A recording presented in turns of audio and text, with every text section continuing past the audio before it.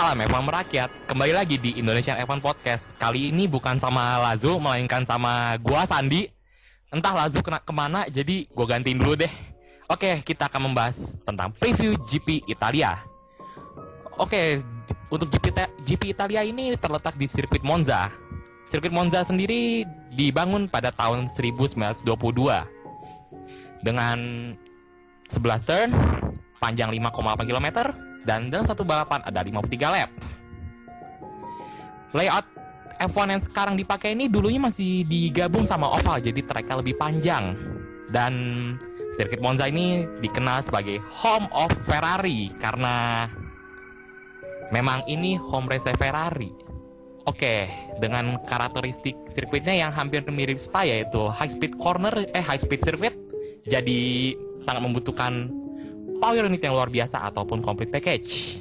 Oke, untuk kelanjutannya gua lempar ke Lazu. Kayak Lazu udah ada nih harusnya. Harusnya gua udah ada. Dan ini adalah podcast ke-22 preview F1 GP Italia 2016 sebagai koreksi. So, home of Ferrari. Tetapi last win-nya cuma tahun 2010 gitu, atas nama Alonso juga. 6 tahun Ferrari gak menang di rumahnya sendiri. This is crazy. Ngomong-ngomong tentang crazy, tifosi dan atmosfer balap di GP Italia dikenal sangat-sangat gila. Bahkan sampai ada yang nyalahin flare. Ya kalau mau lu bandingin sama kayak di Mugello lah. Ada Valentino Rossi, ada flare kuning. Kalau di sini flare merah milik Ferrari. By the way, ngomongin tentang sirkuit ini, ramalan cuaca akan ada light rain sih. Walaupun light rain, menurut lu berpengaruh gak sih light rain ini? Light rain menurut lu berpengaruh gak? Enggak sama sekali sih gue bilang. Ya nggak perlu ganti ban sih, pakai ban slick juga hajar aja terus. Tapi mungkin di kompon bannya harus yang paling lunak biar, karena kan pengaruh suhu juga ya. Oke. Ya. Jadi menurut lu nggak terlalu. Jadi ya hampir sama kayak normal, paling cuma mix up sama kalau ada yang gamble ke Inters ya paling. Nggak sih, kayaknya nggak ada yang gamble lah gue bilang mah. Paling cuma skill istilahnya ya, skill balapan ya. Yang skill balapnya harus di ini lagi aja. Ya berarti kalau sedikit hujan expected Rosberg struggle, bener. Ya itu sangat setuju gue. Struggle dia bakal. Oke, tadi ramalan cuaca di Jumat harusnya nggak banyak drama karena agak hujan. Dan Sabtu biasa cerah, dan Minggu ada sedikit thunderstorm walaupun cuma light rain. Oke, forget about that. Kita ke layout ban, ke alokasi ban di mana ada Rio Haryanto. Sorry for my mistake. Gimana menurut lo alokasi ban? Untuk alokasi ban ya hampir semuanya tidak ada ini ya, nggak ada perbedaan mencolok banget ya. Paling ini ada di ban mediumnya Force India lebih banyak loh, ada 3 set loh. Terus di Haas ada perbedaan di kompon ban mediumnya juga. Romain Grosjean 1, Esteban Gutierrez 2, sama aja juga kayak Renault, Kevin Magnussen 1 mediumnya, Jolyon Palmer 2. Agak aneh, softnya tuh mau diapain? Dan di Mercedes sama Ferrari juga sama sih. Soft yang di mana nih? Softnya di Force India tuh kayaknya cuma 3 sama Haas. Buat apa? Dan mereka super soft kayak numpuk gitu. Gambling? Gue malah menduga dia ntar pitnya bukan 2 loh, jadi 1 loh. Nggak pakai. Jadi dari super soft ke medium. Iya, gue bilang bahkan kalau misalnya kalau ada SC, mereka paling diuntungkan, mereka bisa ambil super soft sebanyak-banyaknya kan. Iya, dengan kita lihat ini super softnya kok banyak loh. Iya, oke. So, menurut lu berapa stop? Kalau gue normalnya sih 2. Tapi kalau lu Force India sama Haas bisa 3 nggak? Kalau normal emang 2 sih, super soft sama soft lah, sama paling soft lagi ya. Iya. Tapi kalau Force India, lu bilang berapa? 3? Enggak, gue bisa bilang dia 1 loh kadang. Bisa jadi 1 loh itu. Iya. Super soft langsung ke medium bisa di kill sampai habis. Mungkin di super softnya kita conserve. Tapi kalau si Haas gue bilang kayaknya dilihat dari 2 pembalapnya kayak nggak bisa conserve nih. Jadi 3 kemungkinan bisa, tapi bisa aja 2. Let's see aja. Oke, let's see. Dan by the way, lah kita ngomong bahasan pembalap. Seperti yang gue bilang, Monza ini adalah sirkuit lurusan panjang, butuh power unit yang luar biasa. Ngomong-ngomong power unit, ada yang tidak luar biasa alias paling jelek, yaitu Renault expected to be struggle. Bener nggak? expected result ya itu bener banget karena Renault kayak kita tahu sendiri power unitnya lah nggak bener lah itu, bener nggak kenceng, jelek banget lah kalau gue bilang. Dengan aerodinamika dari tim Renault juga biasa aja, jadi struggle sih pasti. Oke, ngomongin struggle, ada seorang driver kayaknya struggle banget buat balap, yaitu Kevin Magnussen. Walaupun declare untuk fit, tapi ya come on, kita nggak terlalu banyak ekspektasi kayak banyak orang. Kayak Kevin Magnussen pasti selalu bertarung untuk poin. Menurut gua Kevin Magnussen finish aja udah cukup kok. Bener gak? Ya gue setuju itu. Magnussen asal finish dulu aja deh untuk di Monza, karena emang jangan nyiksa kondisi badannya sendirilah, ntar rugi untuk di masa depannya ya. Jadi memang udah finishnya udah luar biasa loh itu. Tapi kalau dia tiba-tiba ya masuk pit keluar, mungkin obatnya udah habis. Kasihan juga loh kalau dipaksa. Ya at least kita hargai juga kan kemauan dia, ya kan? Iya, kemauan dia. Yang penting intinya dia bisa fit 100% lagi untuk kedepannya. Get well soon lah untuk Kevin Magnussen. Oke, get well soon untuk K-Mag. By the way, next ngomongin power unit jelek, gue sempat ngomong selain Renault ada power unit jelek, yaitu namanya Honda. Tetapi entah mengapa di sirkuit Spa yang ngabisin update yang sangat banyak, tiba-tiba di Spa dia bisa nahan Williams loh. Luar biasa menurut gue update-nya. Menurut lu ini cuma one hit wonder atau di Monza bisa bertarung lagi? Kalau menurut gue di Monza dia bisa top 5 kalau dengan sedikit keberuntungan. Kalau dilihat dari updatean power unit Honda kemarin yang di Spa itu udah luar biasa sih. Jadi kemungkinan ekspektasi kata lu yang mungkin top 5 di Monza dengan sedikit keberuntungan itu bisa terjadi ya. Bisa aja terjadi loh, karena kalau dilihat-lihat ini power unit Honda sudah bisa bersaing lah ya, at least untuk ke top 10. Jadi kalaupun di masa depannya ntar bisa aja bersaing sama Red Bull, Ferrari, Mercedes. Jadi kenapa enggak? Intinya sebagai pembuktian bahwa McLaren is back, istilahnya kayak gitu kan. McLaren reborn dengan power unit yang setelah Mercedes yang dulu ya 2014. Iya. Dengan biar menunjukkan juga power unit Honda nggak cuma bermimpi, kan tetap dengan slogannya Power of Dream, bukan Power of Dreaming. Iya, oke. Dan istilahnya tidak ada komplain tentang lost power atau GP2 engine. Ya intinya itu sih. Oke, ngomong-ngomong tadi sirkuit ini high speed tadi bilang Sandi. Kalau gue bilang ini balap dragnya F1. Ngomong-ngomong balap drag, gue ngomong Manor adalah mobil roket.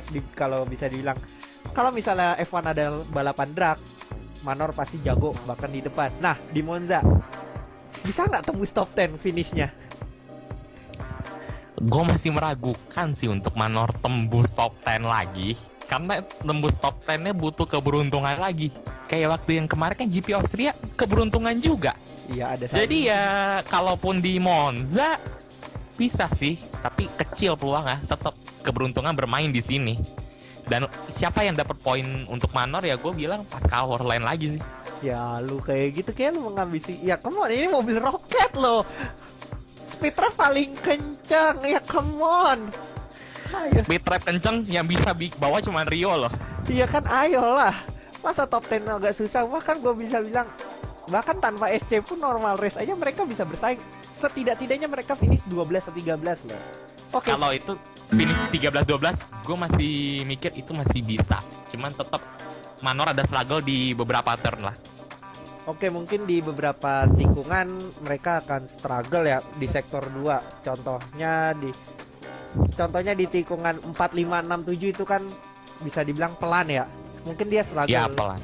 Tapi mungkin sektor 1, sektor 3 mereka bisa top 10. Tapi menurut gua poin itu ya bisa lah. Tapi pertanyaan kedua gua, bisa nggak dua-duanya bisa tembus Q2? Bisa tembus Q2 kah dua-duanya? Nggak juga. Gue masih nggak yakin. Gue bilang yang tembus Q2 ya. Yang nembus si Pascal Wehrlein. Jadi kalau normal berarti lu dalam tanda petik masih meremehkan atau nggak yakin gitu kalau Ocon tuh bisa bagus di kualifikasi kan? Gue masih nggak yakin Ocon bisa bagus di kualifikasi. Jadi intinya mah di kualifikasi Ocon tidak sebagus Rio Haryanto. Oke. Walaupun di race dia mendingan dari Rio, lebih bagus dari Rio. Gue harus akuin itu kan. Iya. Walaupun itu cuma satu balapan, belum lihat balapan lainnya. Oke. Kan tetap judge-nya race ketiga kan. Oke, race ketiga yang kemarin gue bilang ketika race sudah memasuki di benua Asia kita boleh ngejudge Ocon. Oke, prediksi. Oke, sorry, yang terakhir kita akan bahas prediksi balapan. Kalau gue sih prediksi balapannya expected 1 SC, di mana pasti akan ada SC dalam 3 lap. Harusnya sih kalau mau seru. Dan kalau mau seru lagi Ferrari di depan. Menurut lu gimana prediksi lu balapannya? Kalau gue sih kayaknya SC nggak keluar sih kalau gue bilang. Tapi ekspektasi pribadi gue sih Mercedes bisa bikin dagelan lagi lah. Jadi biar race seru, jadi antara Red Bull sama Ferrari. Terus sama dagelan lainnya itu Max Verstappen versus Kimi Raikkonen. Itu dagelan yang paling diharapkan sebenarnya. Karena itu belum selesai kan? Iya. Dengan ekspektasi adalah ini bisa menyaingi dagelannya Vettel versus Daniel Kvyat. Vettel versus Daniel Kvyat itu kayaknya nggak dah. Mendingan dagelan Mercedes gitu. Dan kalau mau lebih seru, Mercedes dua-duanya retire dah, Max sama Kimi di depan dah. Mau ngapain aja serah dah. Terserah mereka ya, udah kayak kucing sama anjing berantem aja tuh. Iya. So, kalau lu mau prediksi top 5 lu siapa? Oke, untuk prediksi top 5 gue realistis aja ya. Gue nggak, ini sekarang gue prediksinya nggak berdasarkan dagelan Mercedes lagi ya. Jadi memang normal. mau ya normalnya lah gitu. Normalnya sih Hamilton Rosberg ya tetap 1-2 sih. Mau gimana tuh mobil udah paling sempurna sih kemana-mana ya. Tapi untuk nomor 3 ya ini agak bingung gue. Jadi bingungnya tuh antara di Vettel sama Ricciardo sih. Oke, cepat aja pilih siapa. Nomor 3 Ricciardo sih tetap. Karena Ferrari kayaknya masih ada yang kurang dikit banget tuh mobil. Jadi kurang power, iya sih. Sama kurang hoki juga sih paling. Jadi nomor 3 Ricciardo, nomor 4 Vettel, nomor 5. Nah, antara Raikkonen atau Perez. Kenapa gue masukin nama Perez? Tunggu dulu. Kita lihat dulu Raikkonen mau bikin dagelan lagi nggak sama Verstappen. Oke. Menurut lo? Kalau nggak bikin dagelan, Raikkonen 5. Tapi kalau dagelan jadi, 5-nya Perez. Tapi normal tetap Raikkonen 5 sih. Oke, jadi lu 5 Perez atau Raikkonen nih? Jangan bimbang dong. Raikkonen sih. Oke, Raikkonen. Jadi 1 Hamilton, 2 Rosberg, 3 Ricky, 4 Vettel, dan 5 Kimi Raikkonen. Kalau gue sih ya home of Ferrari, masa Ferrari gak menang sih. At least kita tahu lah Vettel tuh startnya gila. Kimi juga startnya kadang-kadang ya walaupun kadang-kadang agak aneh tapi bisa gila. So gue prediksi 1 Vettel, 2 Hamilton, 3 ya come on. 3 sih antara Kimi sama Rosberg, tapi ya kalau mau championship seru Rosberg 3, 4 Kimi, dan 5 seperti yang gue bilang kemarin yang tadi McLaren akan di top 5 whoever it is dengan sedikit keberuntungan. Oke. Thank you San. Ya sama-sama. Okay. Sorry gue bajak ya tadi ya. Whatever it is. Oke, sekian pembahasan dari preview F1 GP Italia 2016. Kalau ada tanggapan lain atau lu punya pendapat lain bisa di komen. Oh ya, jangan lupa like. Yang paling penting adalah please listen, understand, and share it. Karena misi Indonesian F1 Podcast adalah berusaha memberikan edukasi dan informasi ke masyarakat tentang apa itu F1. Gua Lazu dan Sandi, kita pamit undur diri. Wassalamualaikum warahmatullahi wabarakatuh dan salam F1 merakyat.